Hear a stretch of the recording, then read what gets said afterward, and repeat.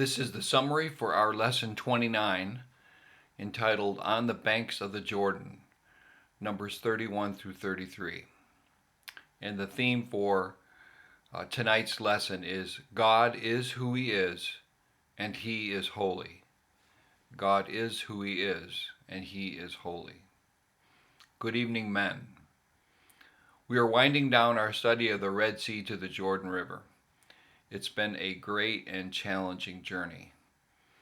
As we approach this week's lesson, we find the Israelites have made it to the Jordan River. They've gone through a lot.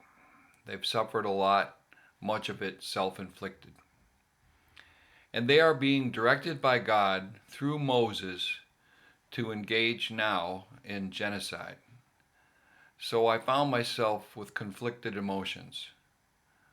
How horrible this vengeance is, yet how holy and right and true God is. I guess that's it in the end. God is who He is, and He is holy. My father passed away in 1991, and before he died, I had a chance to spend a week with him in California.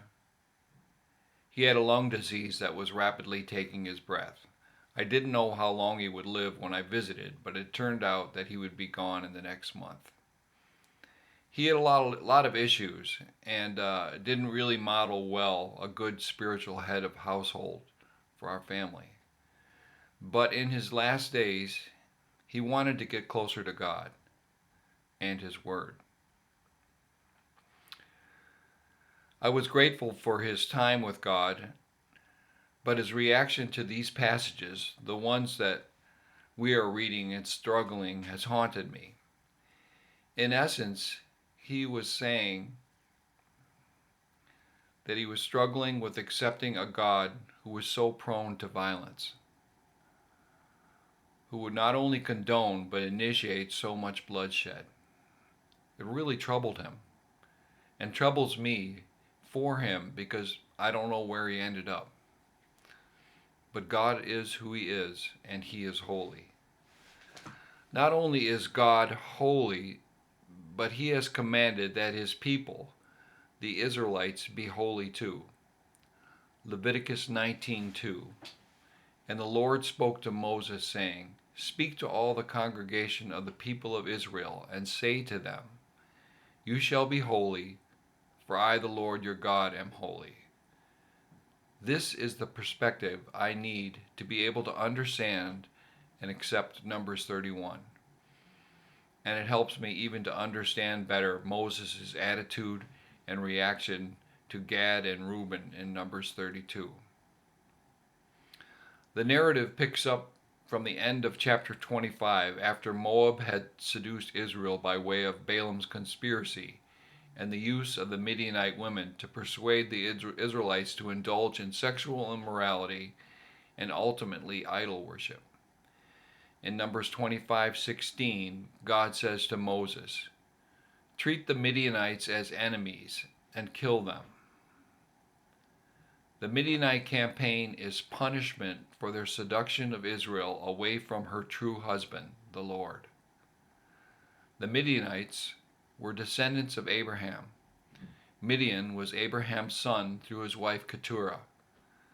We also know that the Midianites as the tribe who took Moses in when he was fleeing from Pharaoh. Moses married Zipporah, daughter of the tribal leader Jethro. So it seems there was history with Midian and Israel, but this would come to an end. But this was no surprise. Early on, the Israelites were commanded to be set apart from the nations in and around Canaan. Recall in Leviticus chapter 20, God said, You shall therefore keep my statutes and all my rules and do them, that the land where I am bringing you to live may not vomit you out. And you shall not walk in the customs of the nations that I am driving out before you, for they did all these things, and therefore I detested them.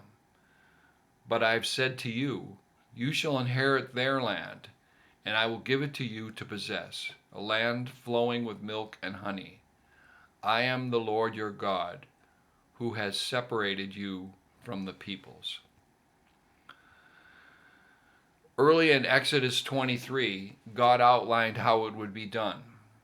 He would send his angel ahead to guard the way and to bring them to the place he had prepared. The Israelites were to demolish all of the idols and places of worship, but it was clear that God would wipe them out. And now in this story, we see the Lord's vengeance implemented through Israel, his power, a supernatural conquest over Midian to totally annihilate them. 1,000 men from each of 12 tribes were hand-selected to face the Midianites, a far greater number. The spoils of the victory would give us an idea of the magnitude of this conquest.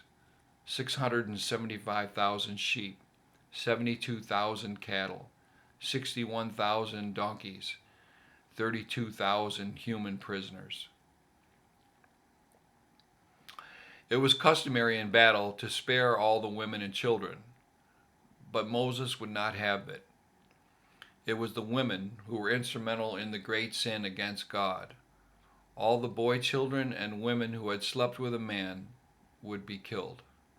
Only the virgin woman would be spared and assimilated into the nation.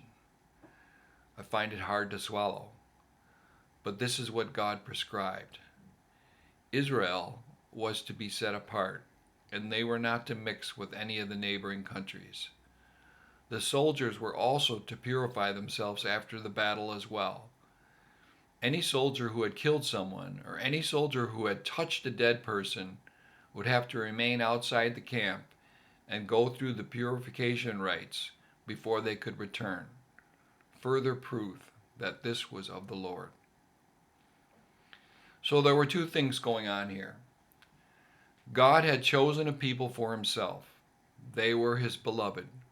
He promised them a land of their own and inheritance. He taught them the ways that they should go, what it would take to be in his presence, how to be holy. But also, there were other people groups whose practices and cultures denied and opposed him, and he detested them. This was their punishment.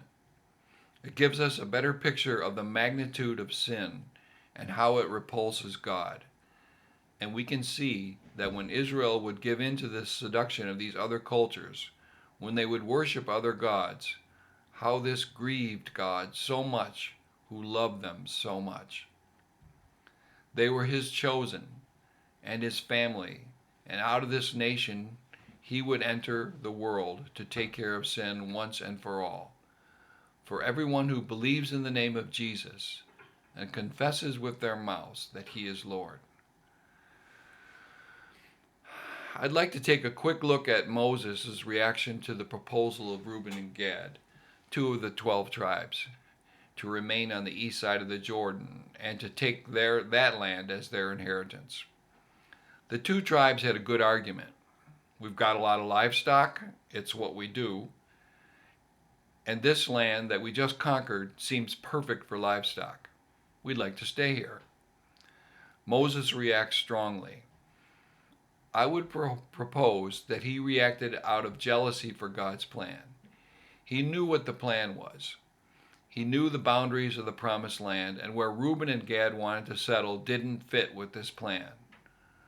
Moses had waited 40 years to enter with the rest of the tribes, so I imagine he was super sensitive. He didn't want to see anything else go wrong. He was worried that Reuben and Gad had caught the same vibe that the 10 spies brought back with them when they initially scouted the land. When they assure Moses that they will be one with the other tribes, cross the Jordan with them, and fight with them, Moses relents. But he does so in a beautiful way. He builds in accountability. He enlists Eleazar, the high priest, and Joshua, his trusted servant, to make sure Reuben and Gad keep their word.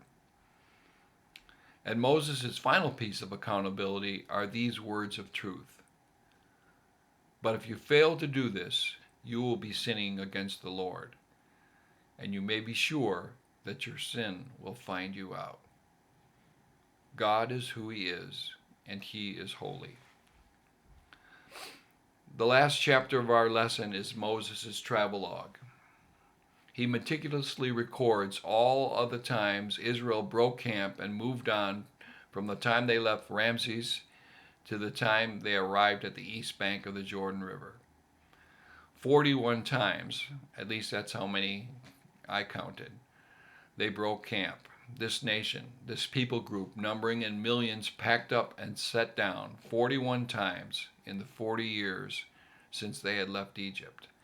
And now they're preparing to go home. Here on the banks of the Jordan, across from Jericho, God provides Moses with his last set of instructions.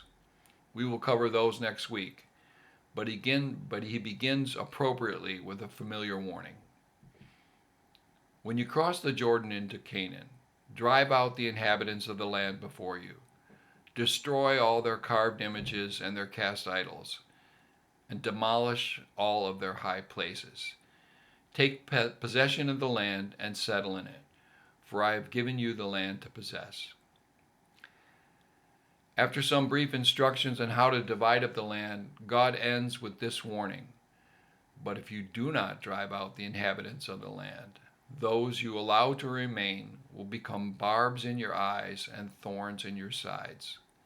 They will give you trouble in the land where you live, and then I will do to you what I plan to do to them. So here's my questions for you tonight. Who's inhabiting your land? What do you need to drive out before it becomes barbs in your eyes and thorns in your sides? Do you think sin is any less offensive to God now than it was to him back then? God is who he is, and he is holy.